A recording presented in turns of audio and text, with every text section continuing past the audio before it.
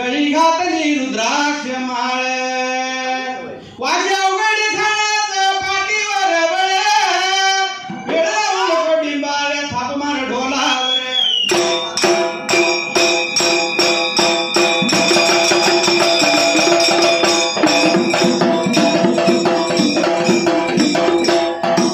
सुंबरान मांडला गा राम विजय गंगाला दुसऱ्या तेजा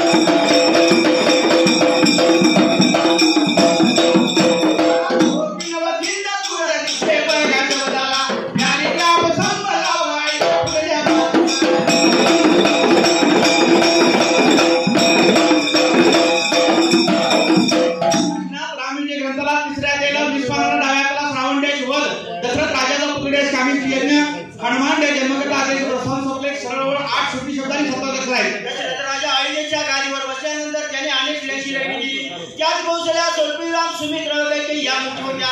त्याच कौशल्या पटरात्री कैकेयी आवडती राणी होती. त्याने मोठ्या न्यायाने राजी केले. त्याला सर्व सुखी अनुकूल होती पण पुत्र संतान नव्हते. त्यामुळे तो खिन्न चिंता तुर्दीचे 5.5 वळी पण त्या शब्दाचा पहिला त्या दिवशी दशरथ राजा स्वप्न पडले आणि त्याचे गुरु वशिष्ठ ऋषी यांना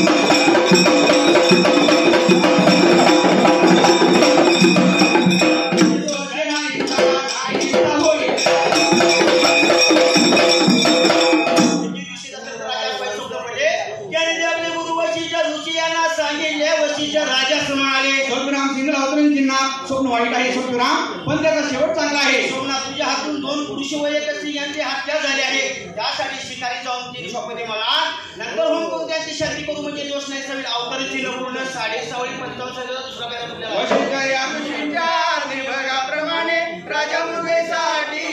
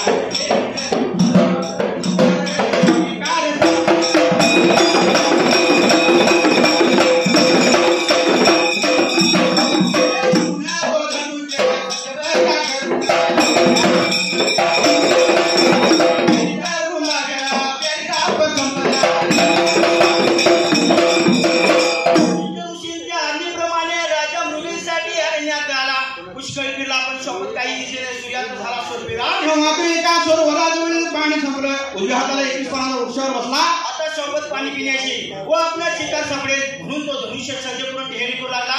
5.5 ओळी 39 शब्दाचा पेरा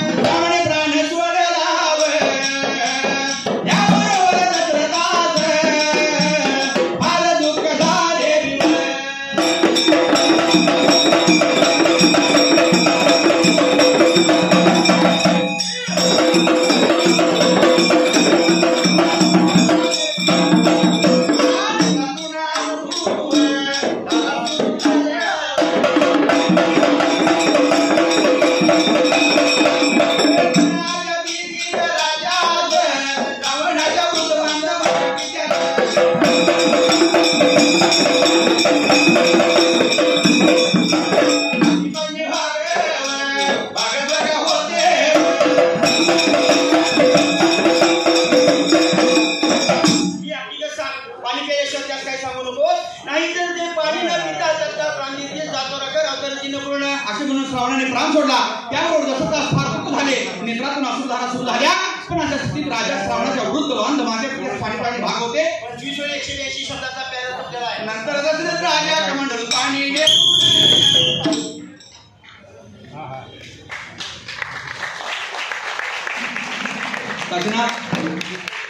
पुण्यश्लोक अहिल्यादेवींच्या त्रिशताब्दी जयंती निमित्तानं हा धनगर ओळीच्या स्पर्धेचा कार्यक्रम आपण या ठिकाणी आयोजित केलेला आहे संयोजकांनी.